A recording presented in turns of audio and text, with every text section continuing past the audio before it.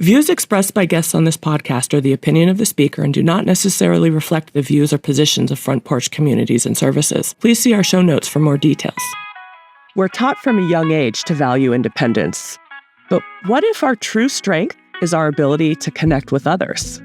Through conversations with the fascinating folk who live and work at Front Porch Communities and Services, we explore how community shapes us, how we can learn from people in every stage of life, and how each of us makes an impact in our own communities and beyond. Welcome to the Front Porch Podcast. I'm your host, Anna Hall. Words really matter in life and in work because they shape how we think about things. And at Front Porch, we have a lot of conversations about the appropriate words to use that accurately illustrate the kind of lifestyle that we make available for people in our communities. One of the words that is hotly debated is the word retirement or retirement community. Because really, what does retirement mean? It usually, in a dictionary definition, means ending something.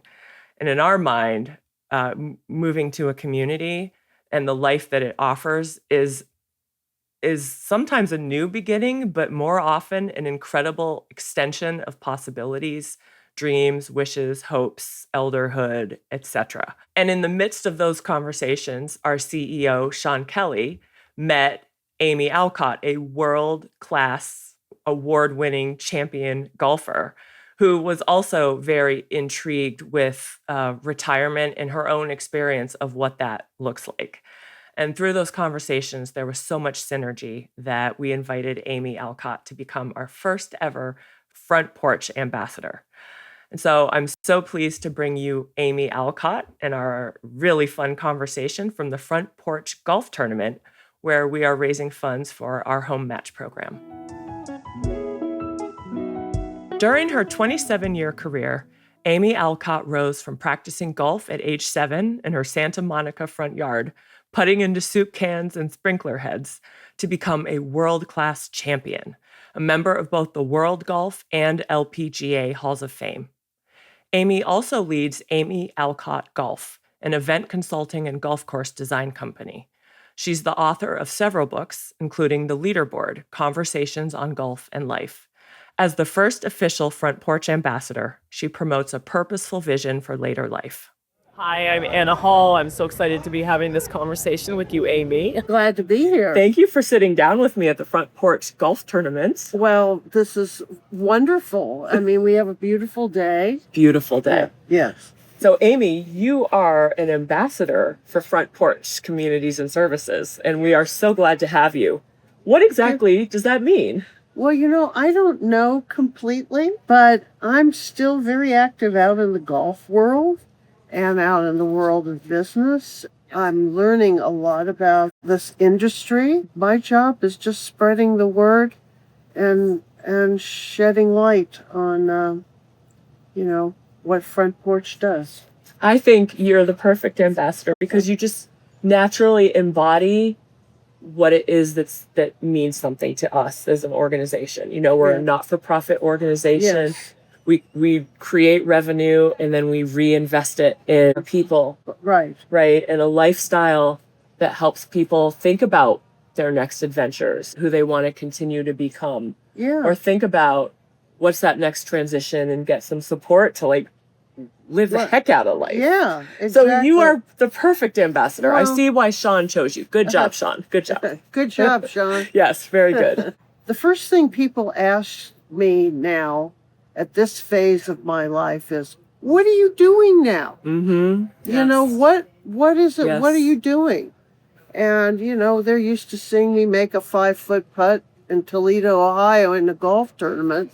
But I'm more than that, and what I'm doing now is I've kind of gone from one part of something I know, golf and the life of a tour player, to my life is more of a smorgasbord, where when you're a professional golfer, your life is extremely myopic.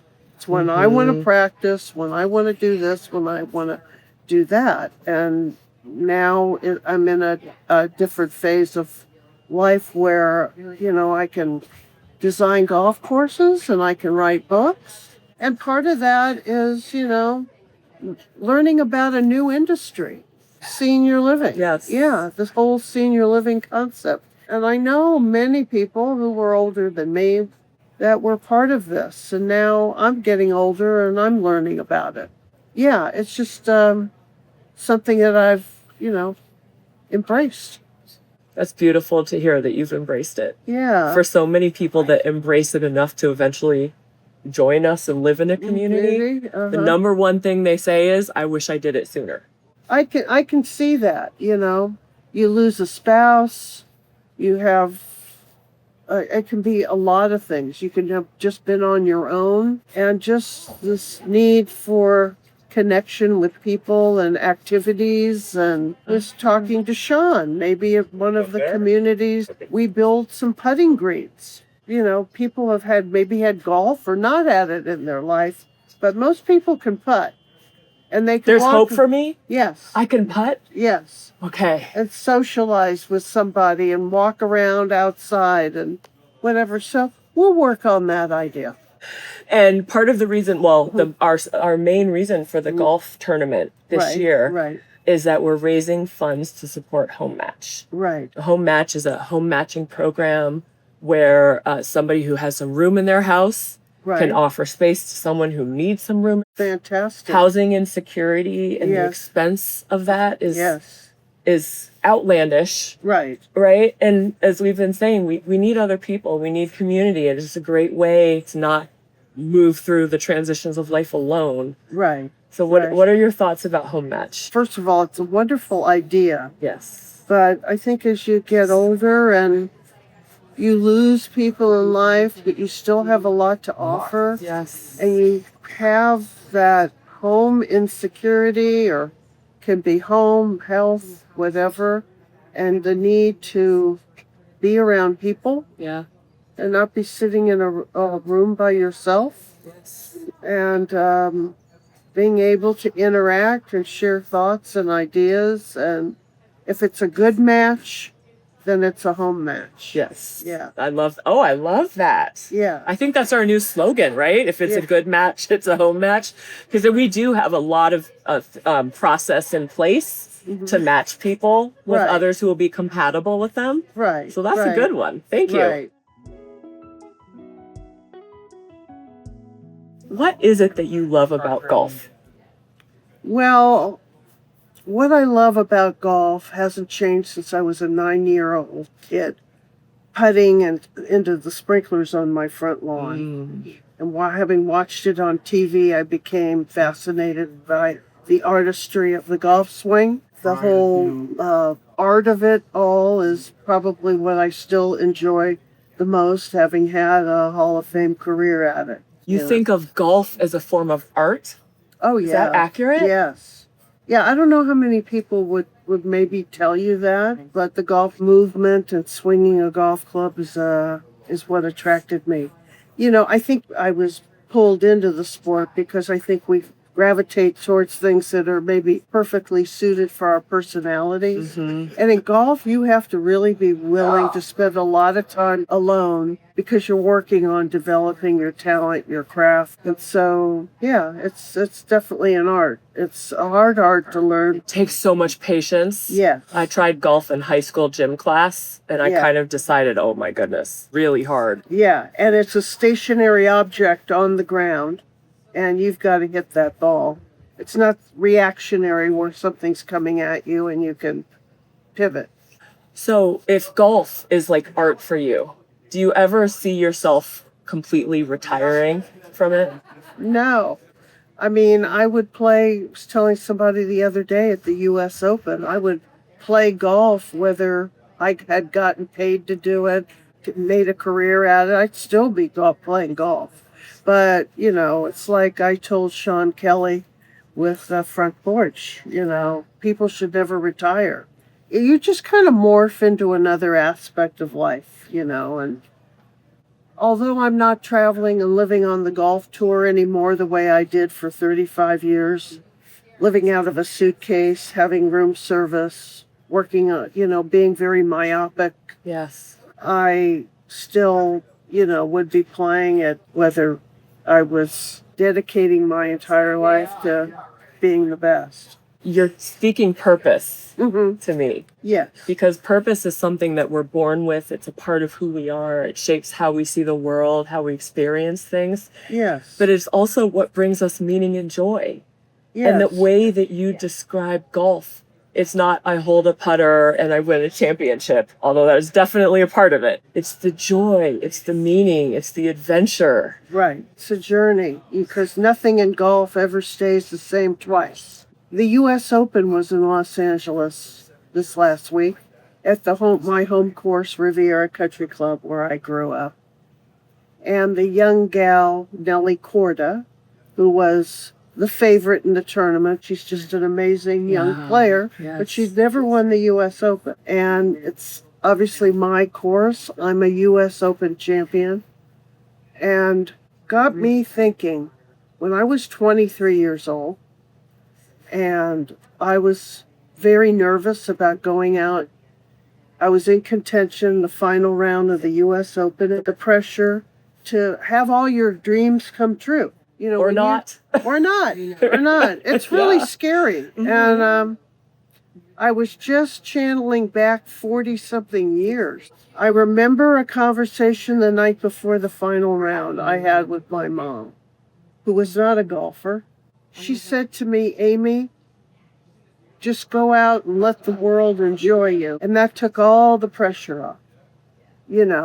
If I had had parents that were pushy parents and the love of the sport hadn't come from me, she just knew that just go out and let the world enjoy you. Let your talent shine, If it's not this time, it'll happen. After the tournament, Nellie won. It's on national television and everything. I got the chance to hug her, and I said, you let the world enjoy you. You pass that gift along, the mindset of that gift. Yeah. And it's great to be able to pass that along to the next generation of young players. Absolutely. And so that's why no one should ever retire. Is there a better word for retirement than retire? Because when I hear the word retire, it seems to mark an ending, but not a what's next. Yeah, I don't know. There's got to be a better word for it, because sometimes your better years are beyond you when you've punched a card for 50 years with a company. So true. It's in a way a chance to live into and lean into what brings you meaning and joy and purpose even more. Right. The word that I'm liking a lot instead of retirement these days is transition. Okay. Because it's from something to another thing. Yes. And there's no like definition of what that transition needs to be, but the word means that we're in the flow of life and things are always changing and there's always time for new art. New art to be created. Yeah, like pickleball or whatever it is. Exactly. And that's what I love about Front Porch. It's living in our communities as an invitation to go even deeper, to figure out who am I and what am I going to continue to do? How am I going to continue to live my life? And really an opportunity to live into yourself and others. And it's that time you get to spend with others within the community. That's such a diverse group of people that kind of open up your world. Yes, isn't that the beauty of community and diversity? Yes, absolutely. Did you have a golfing community that helped you through your career? No, I had an older man named Walter Keller who taught me how to play. He didn't have children, and he taught me how to play hitting into a net in his golf shop right by UCLA. And he remained my teacher my entire career till the day he died. And I learned a lot from Walter. I learned a lot from my years as a junior golfer, meeting kids from all over Southern California. I played nationally, so I met kids from all over the United States. And then I turned pro quite young. I didn't go to college. There was no active Title IX. How old were you when you turned pro? 18. Wow. 18, and I won my first tournament when I was 19.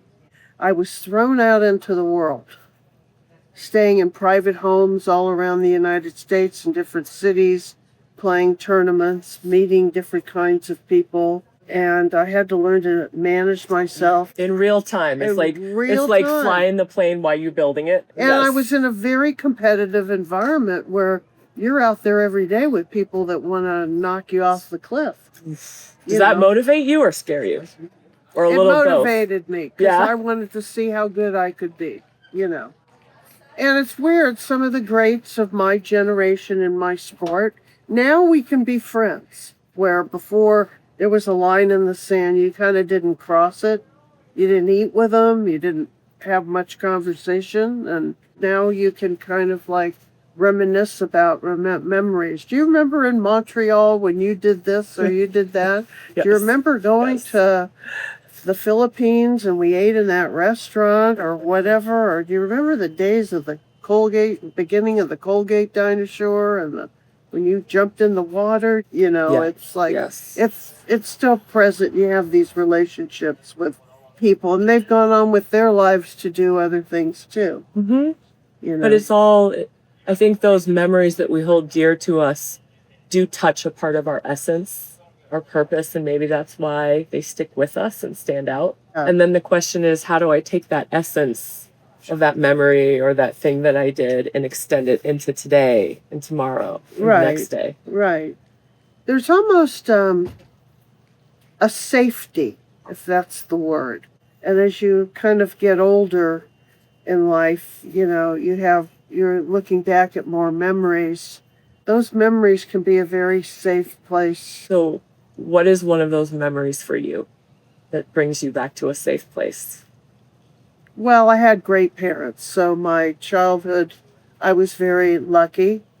What was really amazing was as a young 18-year-old kid, I started traveling the world. Your parents said, go out and do that art. Go out and do that art. So I went to Japan, made 40 trips to Japan.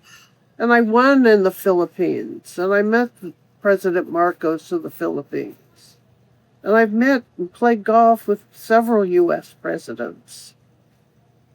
But you just you never know. I could be in Medina, Ohio, go in for a coffee and meet somebody in a coffee place that doesn't know anything that you're a World Golf Hall of Famer or a U.S. Open champion, and they might say something to you that's inspiring, That's the beauty of it. The safety of life, I think, is just opening. I don't know if that's the right word, but we'll go with that one. I feel what you mean. To me, that's like purpose. It's like a root system. Yeah. It anchors us. We can change and sway and grow and go through different seasons. Yes, yeah. Right? Yeah, for every season, there's a reason. Yeah, exactly. Exactly. So how would you describe this season that you're in now? Transitioning. Mm-hmm. But, I just had a big birthday. What birthday can we share? 7-0. Congratulations! I'm still 2 under par. Bigger congratulations. Yeah, and it's weird. You're never sometimes so honest with yourself. I said to myself, I'm having a good time. I don't want this to end. Does it have to? No, but I know I want to be around for a while. When you're young, you don't think about that as much. But as you get older, you start losing people and friends and stuff. I want to keep learning and doing my thing, whatever that is. Can't wait to watch your journey continue. Thank you. Is there anything else you'd like to say? Just that this relationship with Front Porch kind of is a new adventure for me. And I've always thought and felt that I've enjoyed being around older people. Me too. In my life. I think they have so much to offer, and I'm just looking forward to embracing what comes next. Yeah. It will be an adventure, for sure. Yeah. Thank you so much, Amy. Thank you for chatting. My pleasure. You've been listening to the Front Porch Podcast. I'm your host, Anna Hall. Our theme music was composed by Jovan Snare and Diane K. Enrique. Carmen Elena Mitchell is our producer and editor. Our recording engineer is Jeff Gall. Special thanks to Laura Darling, Kate Vermillion, and Joanna Aceves for production and marketing support. Front Porch is a dynamic nonprofit organization dedicated to empowering individuals to live connected and fulfilled lives through community and innovation. In support of this vision, Front Porch provides high-quality, accessible, and welcoming human services through senior living communities, affordable housing communities, and other programs and services. Learn more at frontporch.net. If you enjoyed today's conversation, please share it with a friend and help others find us by subscribing and leaving a review. We'll be back soon with more stories from the fascinating folk who live and work at Front Porch. Until then, stay connected and inspired.